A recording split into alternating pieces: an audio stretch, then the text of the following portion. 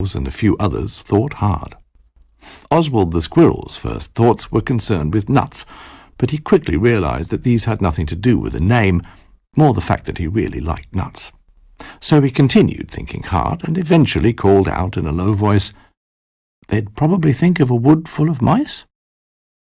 Conrad the old owl blinked with his left eye, with his right following shortly after.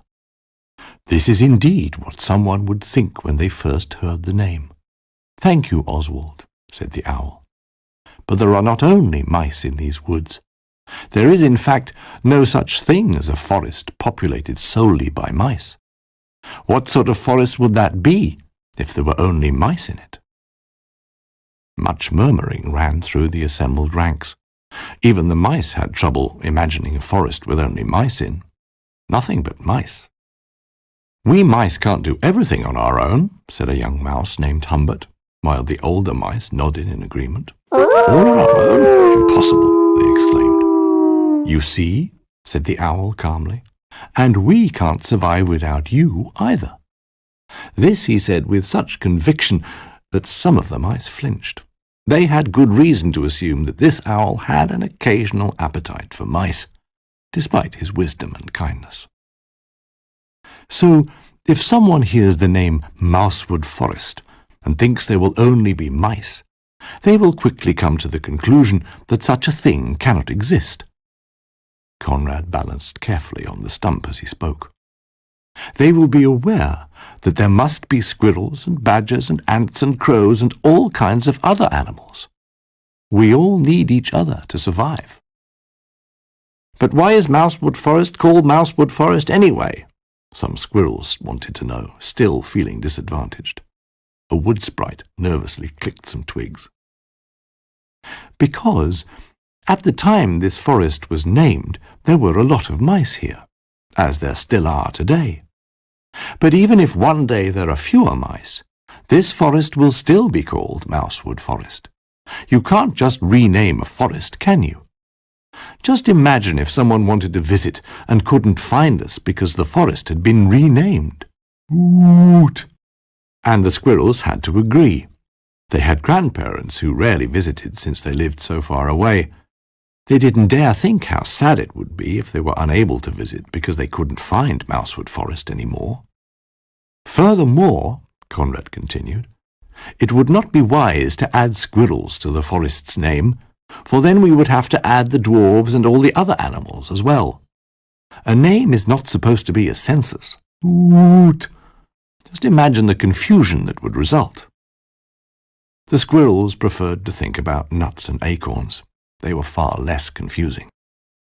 "You see," Conrad concluded, "it is not about how many of a certain kind are present, or who was here first. This forest belongs to each and every animal living in and near it. Woot! Even if it is called Mousewood Forest, no one would ever believe only mice live here. It is a name, and the point of a name is to paint part of the whole picture, perhaps part of its history."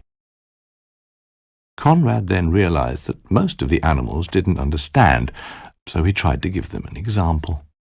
"You see, someone called Honesty does not necessarily have to be honest. If she is dishonest, she would surely not change her name. Woot! She would remain Honesty, since that is the name that was given her." The little mouse called Humbert yelled in outrage, "But if she were honest, she would return her name." "If she were honest," said a surly wood dwarf to Humbert, "she wouldn't have to. Then she could keep her name."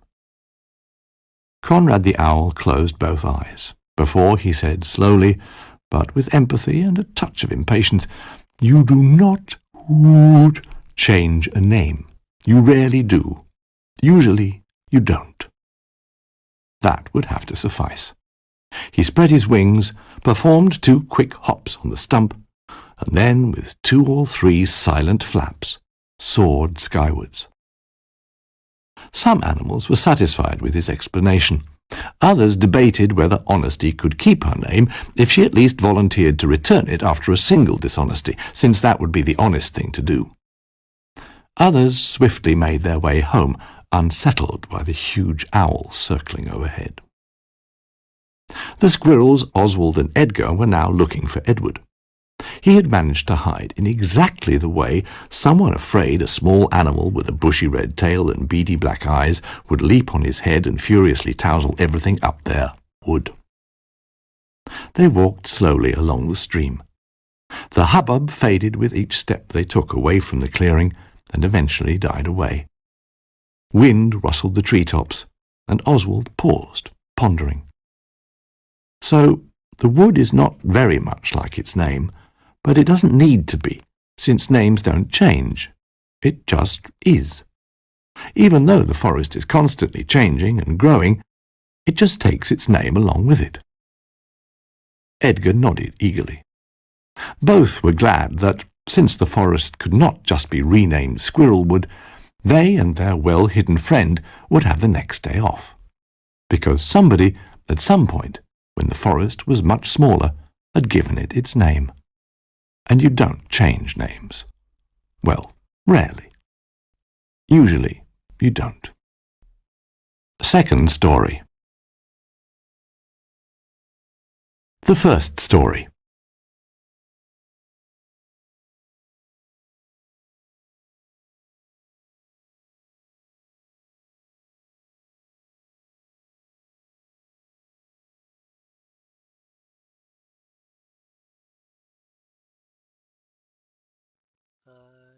Let's see if my voice is showing up again.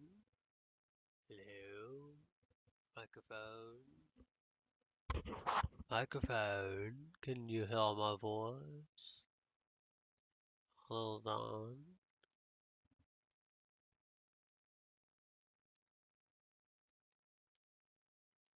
Okay, okay. Now you can hear me. So I just want to give a shout out to Monica Lone that just followed my channel. Thanks for following. Now we'll continue with the stories.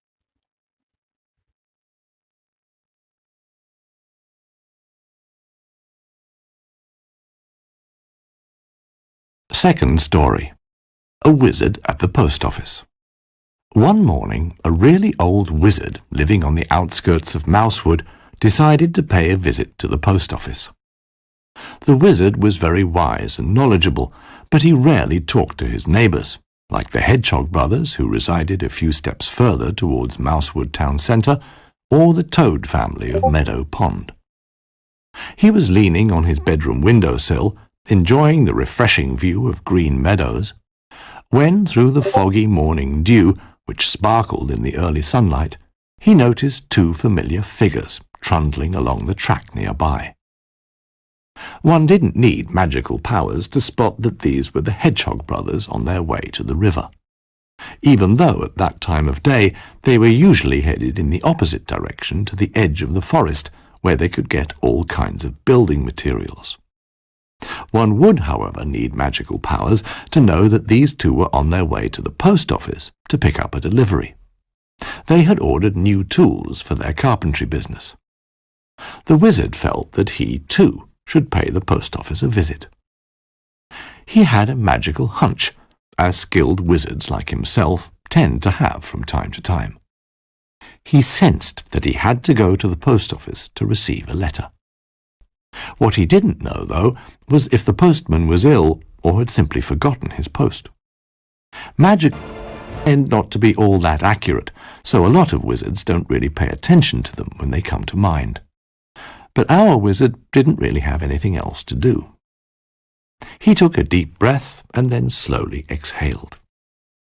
Then he closed the window and grabbed his case, a wooden case with shoulder straps made of leather.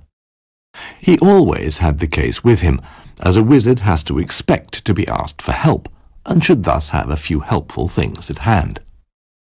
The wizard hurried down the stairs, packed a bit of this and a bit of that, then unlatched his massive wooden front door and stepped outside. High above him, the wind rustled the green crown of the beech tree, the very same beech he had stood beneath many years before when he decided to build his home here. Back then his beard had already been white, though shorter and scraggier.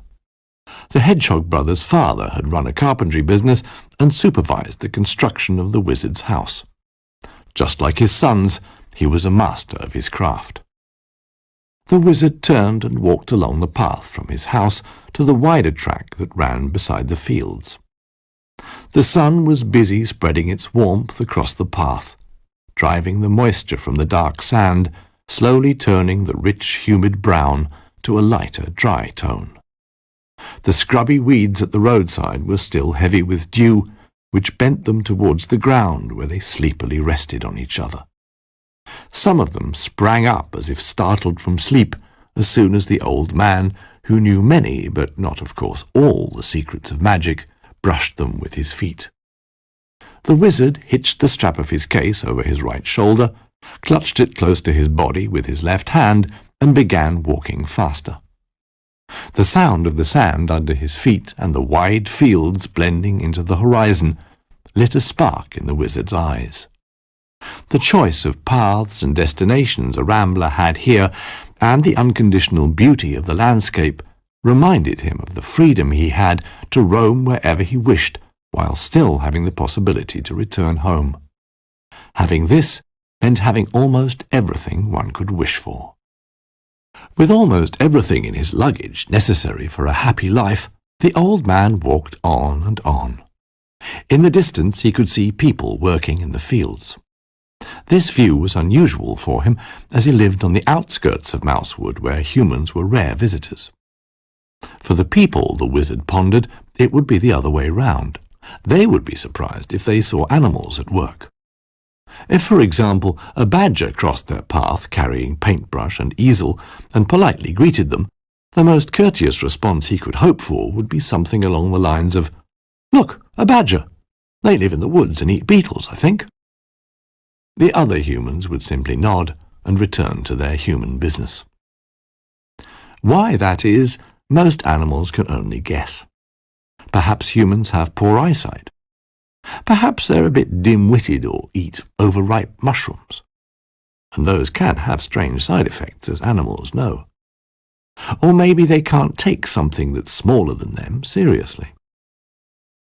The truth is probably somewhere in between. Most humans just seem to have forgotten how to live among animals. Those farmhands would even have been bewildered at the sight of a wizard at the post office, especially seeing that the post office was run by a beaver. A few steps further on, the old man came to a house made of coarse stones, effortlessly holding up a thick thatched roof. He noticed a mother rabbit hanging out her laundry in the front yard. A baby rabbit sat beside her on a stump, watching her with curiosity. Each time she took a fresh piece of laundry from her basket, the boy looked closely, eager to know if it was a shirt or socks or something completely different. As she pulled it out and hung it over the clothes line, he jumped up and ran right under the piece of laundry so he could see exactly how she hung it on the line. Then he looked at her again to see what she'd do next. And as she reached into the basket, he sat down again on the stump, no less excited than before and eager to see the next piece of clothing to be hung up.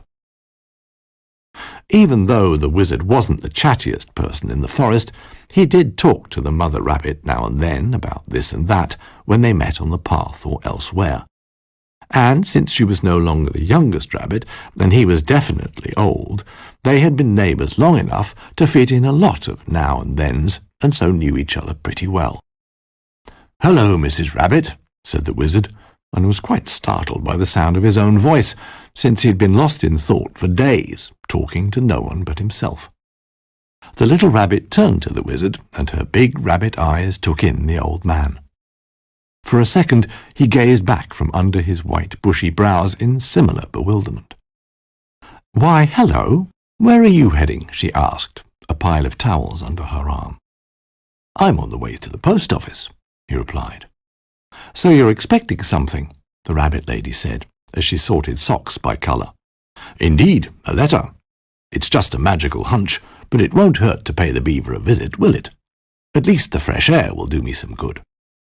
"That's for sure," replied the rabbit, and with 2 quick waves of her hand, turned a duvet cover inside out, and with 2 more skilled twists, threw it over the last free section of clothesline.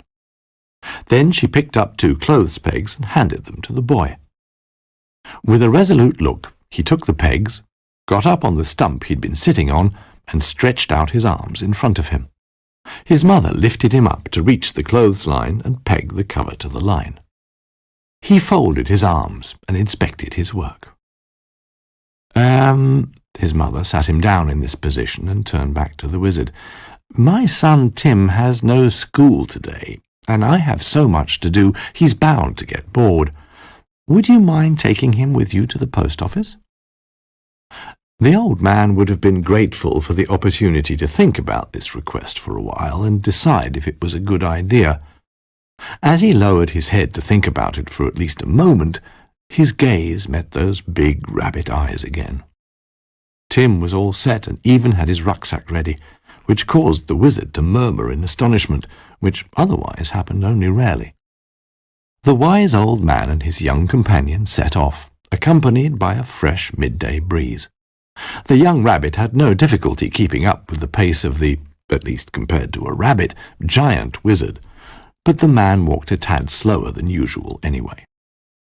They walked on for a while, and then walked on for another while, in silence, past whispering meadows.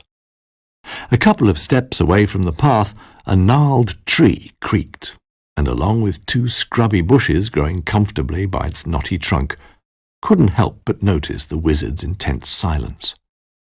The man, trained in the arts of magic, wasn't sure if it would be better to stay silent or actually say something, and even if he'd been sure it would be better to say something, he would still have struggled to come up with something to say. As he pondered this problem, he missed a gnarled root sticking out of the ground in front of him. He staggered, flailed around in surprise, and seemed about to tumble. But eventually he regained his balance and steadied himself. Taking a deep breath and smoothing down his beard, he noticed Tim peering at him. The old man looked down, unable to spot any harm or injury. "I'm all right," said the wizard. "Let's be on our way." "Onward ho!" said Tim, and started walking at a slower pace than young rabbits usually do, even though the wizard hadn't hurt himself. So they left the root behind, along with the gnarled tree that didn't seem to be in the slightest involved in this episode.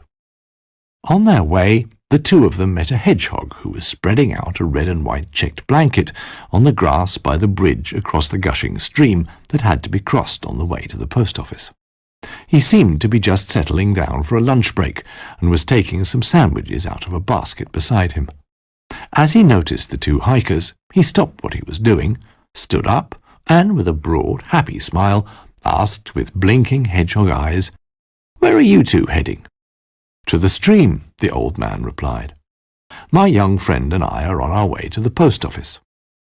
Tim and the wizard stood by the wayside, both of them realizing that it was about lunchtime.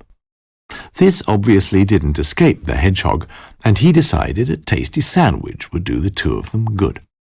Fresh country air provides a healthy appetite, and if there was one thing there was no shortage of out here, it was country air.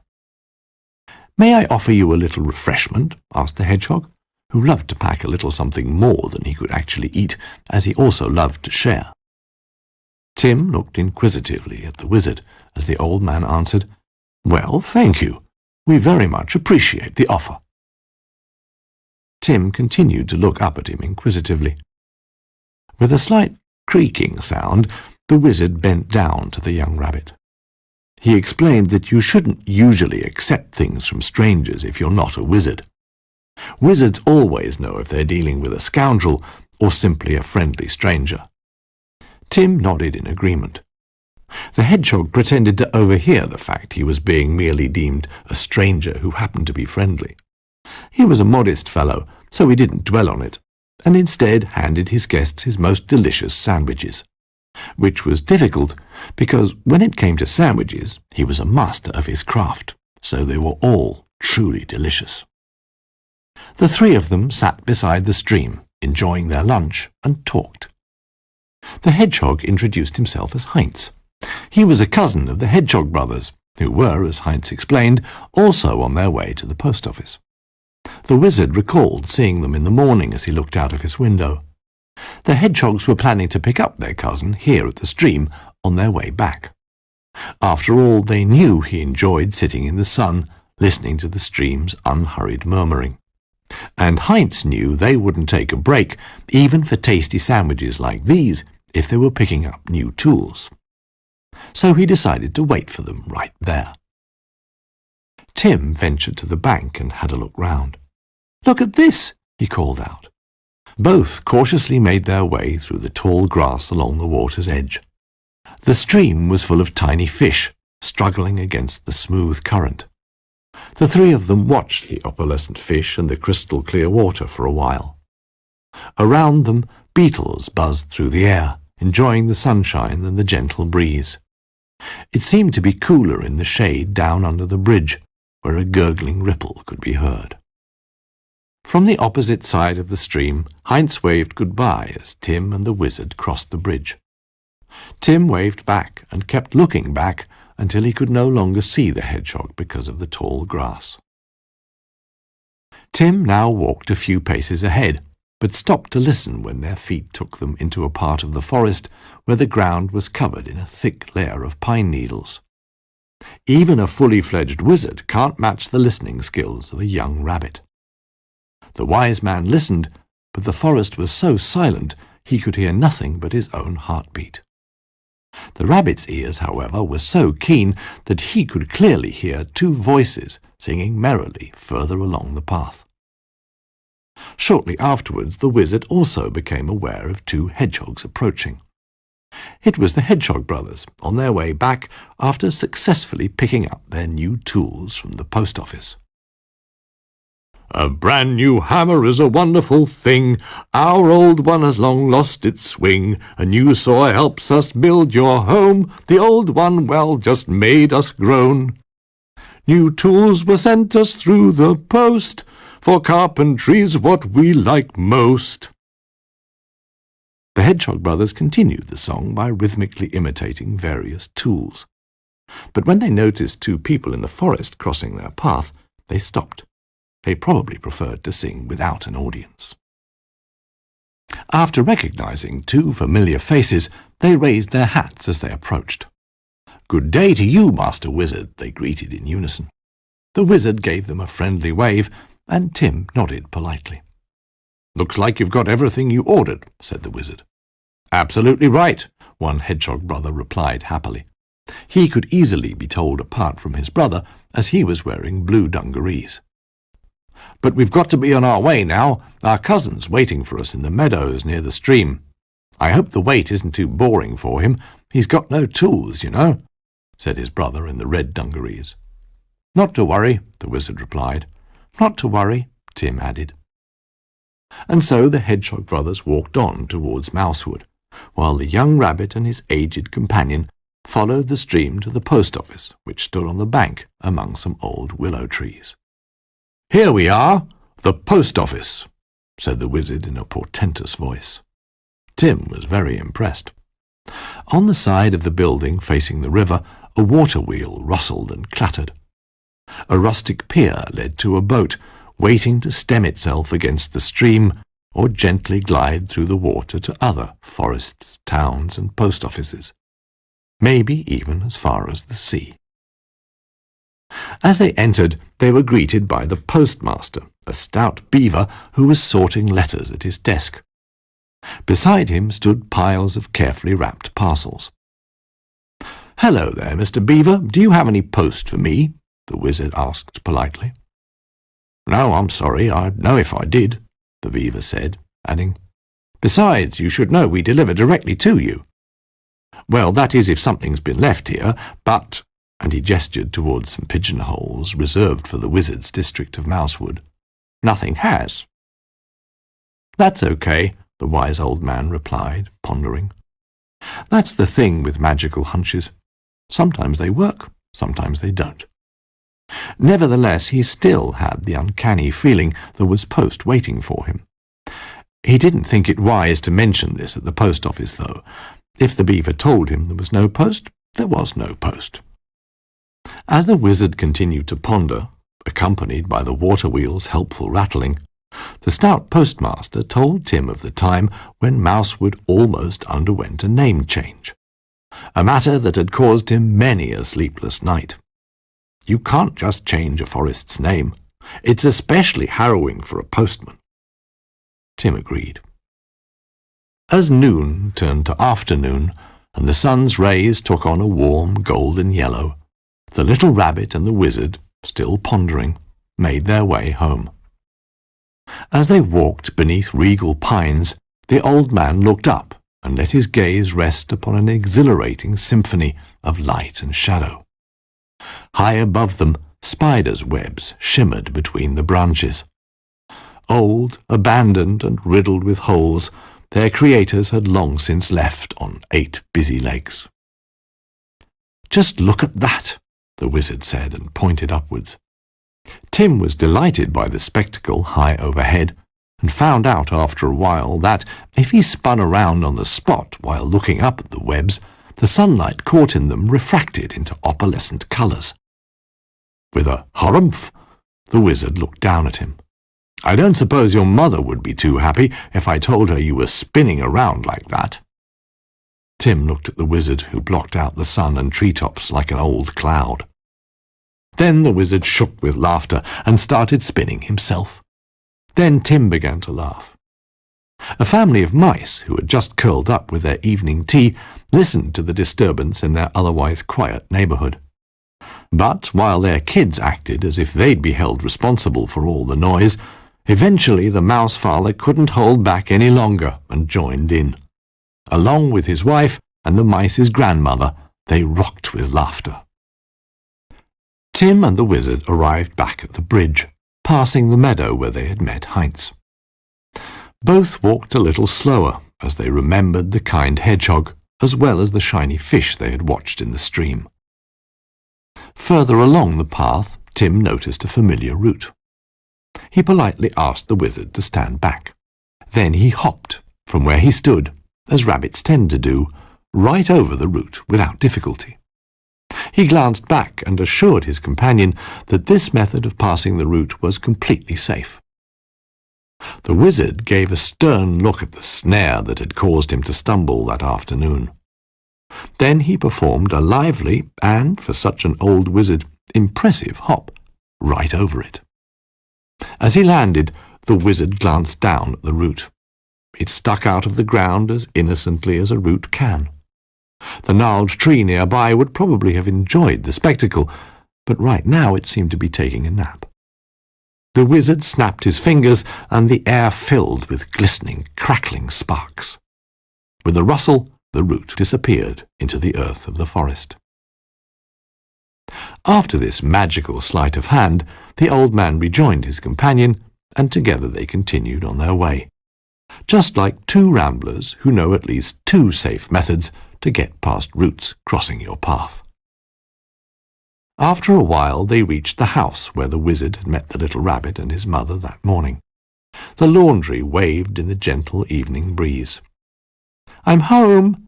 Tim shouted, and a few moments later the door opened and 5 curious rabbit heads poked out. Mrs. Rabbit made her way through Tim's siblings, drying her hands on a tea towel. She laughingly embraced the little rabbit as he leapt up at her. On the doorstep, the family bade the wizard farewell, and none of the little rabbits let him leave without a hearty "Goodbye."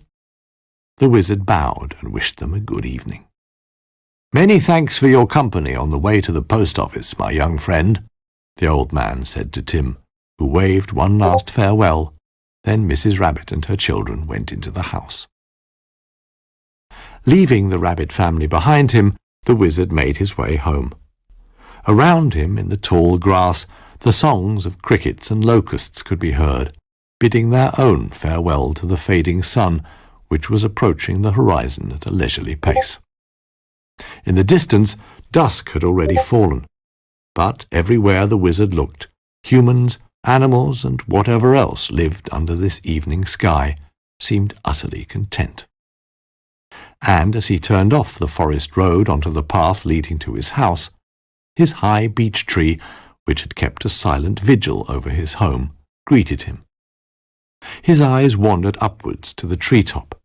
Then he unlatched the massive wooden door, put his case down, and took a look around the house, like someone who had journeyed